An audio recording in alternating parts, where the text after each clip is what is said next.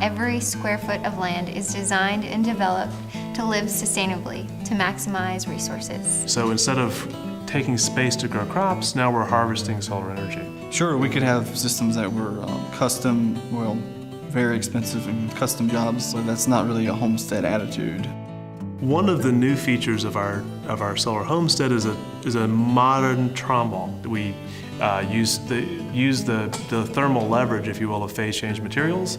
They melt at a constant temperature, so as long as you have phase change materials melting, you don't overheat. We melt at about 27 to 29 degrees C. As the sun comes in, you melt the phase change materials.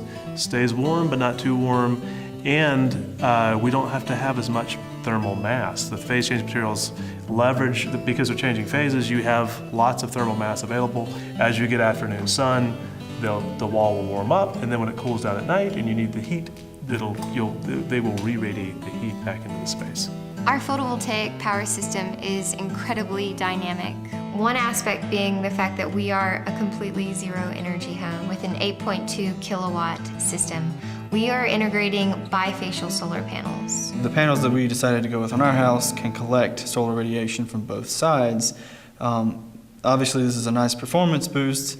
It did lead to some interesting design scenarios where you had to account for that extra boost and prepare your system for higher than normal currents and voltages, but overall it's a perfect match.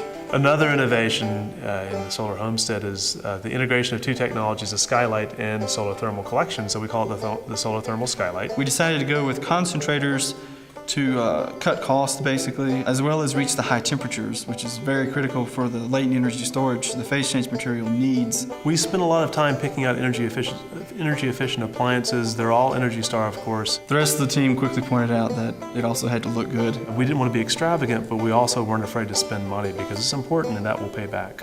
Our house is very tight. It has controlled air infiltration, and it also has a very robust thermal envelope. We reach R40 on all surfaces, walls, ceilings, and floors.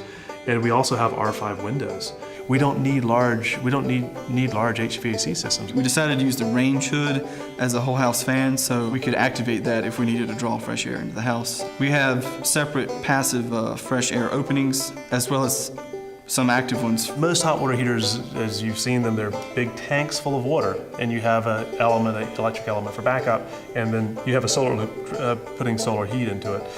We have no water. We don't store the energy in water. We store the energy in phase change materials. So we use a paraffin phase change material, and we pack the heat into that, and we can store nearly the same amount of heat as you can with a 200-gallon water tank. We're trying to build a reputation for the solar industry of providing quality products at a good price that are going to work the way they say they're going to work. We're doing it much like nature would do as well with the bifacial panels. These bifacial panels that offer a translucent effect really brings about this sense of connection, if you will, that you can go out on the great porch and experience renewable energy in a way that you couldn't if it were just tacked on your roof.